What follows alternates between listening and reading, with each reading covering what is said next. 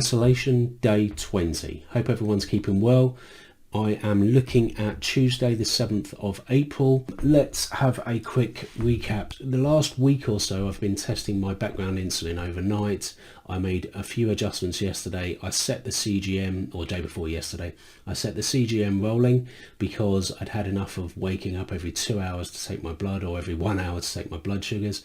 So I set that rolling and I thought I would see how we're going and see if we could still track if it was still going low.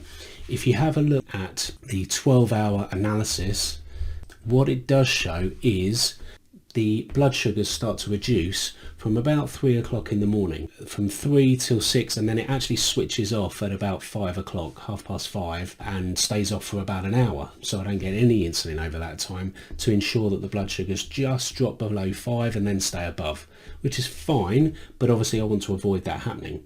So what I've done, if you have a quick look at this video, is I've adjusted the background basal insulin again a little bit further. Between 12 and 2 o'clock I've just taken it down, and between 2 and 8 o'clock I've actually taken it down by a bit more. So have a look at that, and we'll see how it goes tomorrow. Still got the CGM on, so I'm hoping that it will send me through the night and not switch off. Let's see how that goes. If you take a look at the chart today, as you knew from yesterday's vlog, my blood sugars were going low in the morning, and as per usual in the middle of the day seems to be fine, 7.3, 5.9, 7.8, 6. But what happened last night is the other issue that I was having is when I go for a run, my blood sugars significantly dip.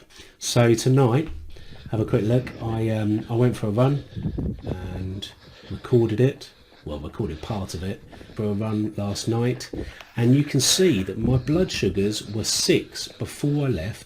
I also took 10 grams of carbohydrates, 2.5 jelly babies, let's say, half an hour before I left, and yet I still, when I got back at 10:47 it was 4.9, and at 11:10 it was still going down. It was at 3.3, and you can see the pump had actually switched off as well, suspended before low, and that red bar above is the amount of time that it was off. I have two options. I can either take a lot more carbs, or I can turn my basal rate off sometime before I go running. The difficulty with that is I don't go at a set time every night. Maybe I need to set that in place.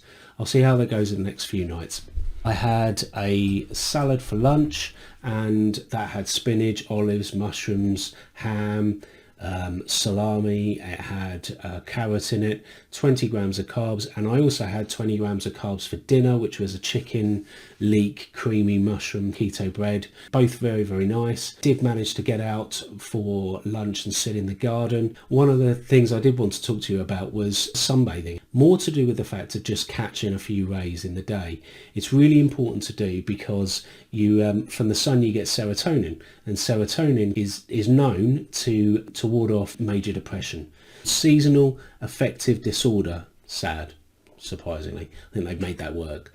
And what it does is it makes you depressed if you don't get any sun. So I spend a lot of time inside, I spend a lot of time at a desk, but what I do notice is when you do get a bit more sun, I feel a lot better about myself. For this amount of time that you're isolated, if the sun's out and you have the opportunity to do it, go and get a bit of sun. Go for a run during the day. Obviously I went at night, but go for a run during the day, go for a walk during the day, get some sun, make yourself feel a bit better, and hopefully that will ensure that you do not get depressed. Tomorrow we will review the CGM together again, and we'll see where we go. Everyone take care of yourselves, and hopefully we will catch up tomorrow.